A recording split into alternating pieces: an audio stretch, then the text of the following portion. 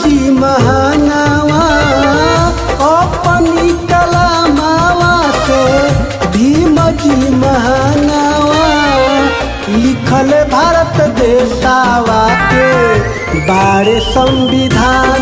भीम जी लिखल अपना देशवा के बारे संविधान। भीमराव अम्बेडकर जी विश्व रत्नवा भीमराव अम्बेडकर जी विश्व रत्नवा लिखल भारत देशवा के बारे संविधान। भीम जी लिखल अपना देशवा के बारे संविधान।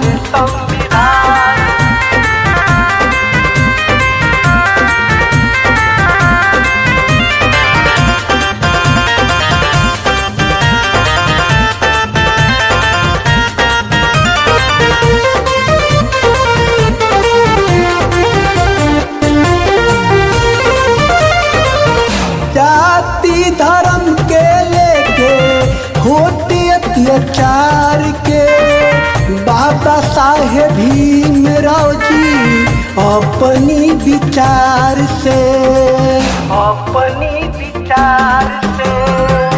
जाति धर्म के लेके होते अत्याचार के बाबा साहेब भीमराव जी अपनी विचार से केहू नहीं छोटा बड़ा सबके कहले एक समान।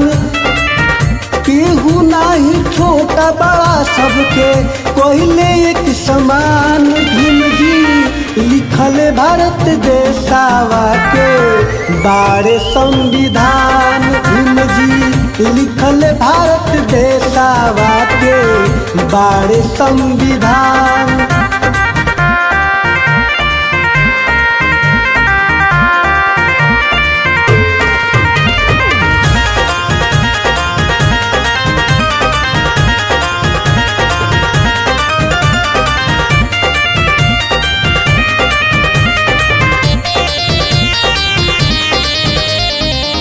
मध्य प्रदेश महू जिला के एगो ललनवा बहुजन के खाती उगले सूरज के समानवा।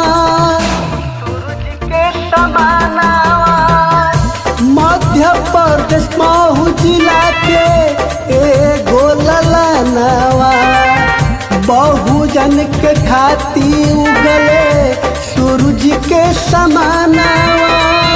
सबके बराबर शिक्षा खाती कैले प्रावधान। सबके बराबर शिक्षा खाती कैले प्रावधान। लिखले भारत देशवा के बारे संविधान। भीम जी लिखले अपना देशवा के बारे संविधान।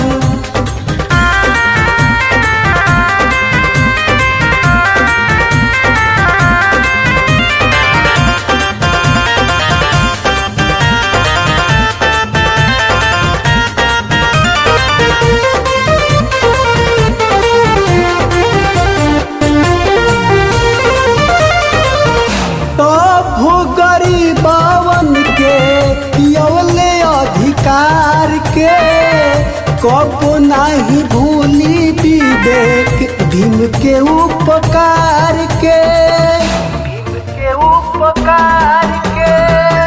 सब गरीबवन के पियवले अधिकार के कबो नहीं भूली विवेक भीम के उपकार के। सब ही के खाती मेहनत कैले भीम महान।